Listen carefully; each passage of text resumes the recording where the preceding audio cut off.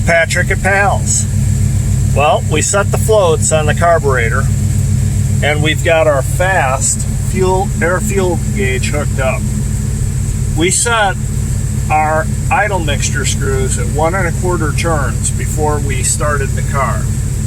We started the car with the O2 sensors hooked up, and look at that, right at 14.5. That is absolute pressure. That is perfect. You can't get it any better than that. So our job with the floats and the idle circuit is done. Now what we need to do is drive the car, check the main metering system, and full throttle. Main metering system, you want to be at the 14.5. Full throttle, you want to see it in the 12.5 to 13.